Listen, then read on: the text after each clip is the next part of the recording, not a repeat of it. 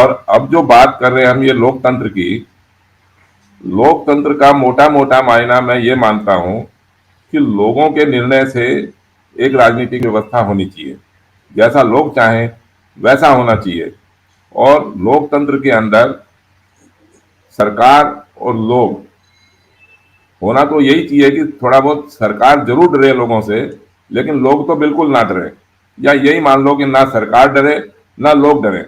आज हम इतना डर और नफरत के माहौल में फंस गए, तो इसका एक कारण यही रहा जो मैंने अपने जीवन में अनुभव किया।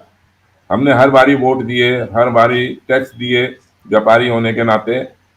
तो इस जिस राजनीतिक व्यवस्था को हमने आरंभ किया, एक ऐसी मूलभूत चूक हमने कर रखी है कि जिसके अंदर चुनाव से पहले या चुनाव के बाद में हम बहुमत का निर्णय नहीं कर पा रहे हैं।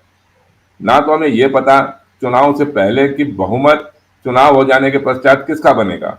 मोटी मोटी बातें हम दो ही मान लेते हैं कि या तो आप ये कहिए कि भी जिसके सांसद ज्यादा होंगे उसका बहुमत माना जाएगा, या आप ये कहिए कि जिसके वोट ज्यादा होंगे उसका बहुमत माना जाएगा। तो ना तो हमारे पास ये स्पष्ट है कि सांसदों का बहुमत माना जाएगा या वोटों का बहुमत माना जाएगा। और चुनाव होने के बाद फिर हम एक ऐसे जादुई आंकड़े के चक्कर में फंस गए कि 272 सांसदों का समर्थन होना चाहिए, तब आपको बहुमत से सरकार बनेगी।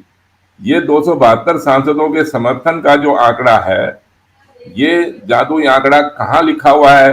किसी संविधान में लिखा है, किसी एक्ट में है, या कोई ऐसा ऑथोराइज डॉक्यूमेंट होगा जिसकी वजह से ये बात मानी गई? तो ये मेरे तो बिल्कुल समझ में नहीं आया कि ये किस प्रकार का बहुमत। और शायद इस बहुमत को हम स्पष्टीकरण नहीं कर पा रहे हैं, स्पष्टीकरण नहीं है बहुमत का। इसी वजह से ये सारी नफरत, डर और भय का वातावरण एक हमारी राजनीतिक व्यवस्था में बना हुआ है।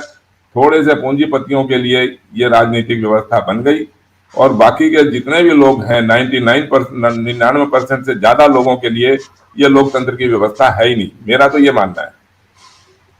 तो बहुमत का फैसला करिए, बहुमत का फैसला हो जाएगा तो शायद लोकतंत्र भी जिंदा हो जाएगा। ये समझना चाह रहा हूं कि लोगों के ऊपर आप इतनी जिम्मेवारी क्यों डाल देते हो? लोगों ने या जनता ने तो आपको वोट देके सरकार बना दी।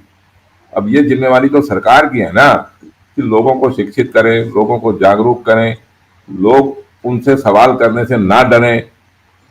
ये वातावरण तो सरकार ने बनाना है। लोग थोड़ी कह रहे हैं कि जी कि हम डर के जिएंगे यहाँ पर, या हम डरना चाहते हैं। इसकी दो तीन बातें मैं आपको छोटी छोटी बोलता हूँ। हमारी लोगों को जागरूक करने का या उनको शिक्षित करने की एक राजनीतिक व्यवस्था से ही मैं जोड़ना चाहता हूँ इस बात को।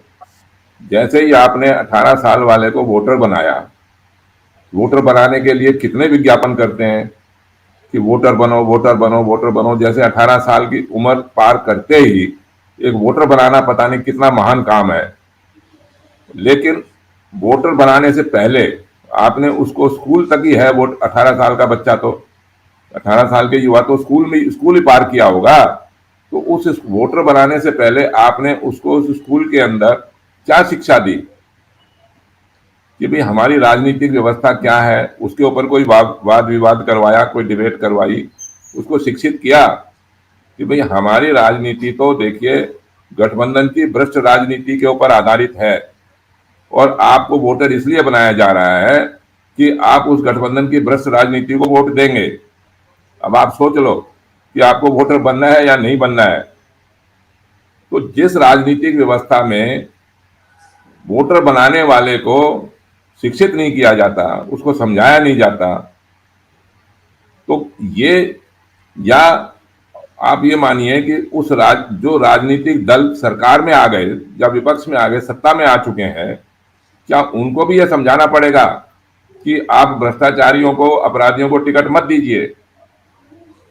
जो नेता पहले से इतनी देर तक सत्ता में रह चुके हैं, क्या हम ये उम्मीद करें उन लोगों से कि भाई ये झूठे नारे, झूठे भाषण देंगे और झूठे गरीब लोगों को झूठ बोल बोल के, इनको भ्रमित करके, इनके वोट लेके और उन भ्रष्टाचारियों और अपराधियों को जितवाएंगे और फिर उनके समर्थन से ये सरकार बनाएंगे?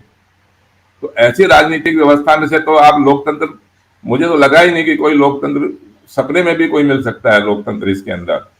तो मैं व्यक्तिगत बात नहीं करता किसी की भी, लेकिन एक राजनीतिक व्यवस्था को समझे बिना मौलिक बात तो देखिए कोई एक व्यक्ति करेगा, एक बात तो कोई एक व्यक्ति निकालेगा ना अपने मुंह से पहले, फिर बाकी के लोग उसको समझ के उसका विरोध करेंगे या उसका समर्थन करेंगे।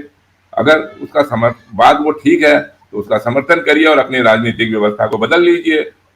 वोटर वोटर तो हम भी वोट है ना, हमारी ये तो कोई मजबूरी नहीं है, लाचारी नहीं है कि हम इसी गठबंधन की भ्रष्ट राजनीतिक व्यवस्था को ही वोट देंगे। कम से कम ये समझ के हम इसको वोट देना ही बंद करें और एक ऐसी राजनीतिक व्यवस्था के ऊपर बात करें जिससे कि लोकतंत्र बने, जिससे कि गरीबों का कल्याण हो।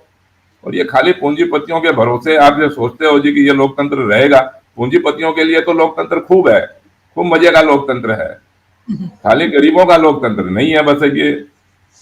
तो इस बात को समझते हुए कि भाई हम, और मैं ये मानता हूं कि बहुमत का यदि हम फैसला कर देंगे कि बहुमत कैसे होगा, तो फिर ये सारी समस्याओं के आलोचना करने की बजाय हम समाधान की तरफ आ जाएंगे।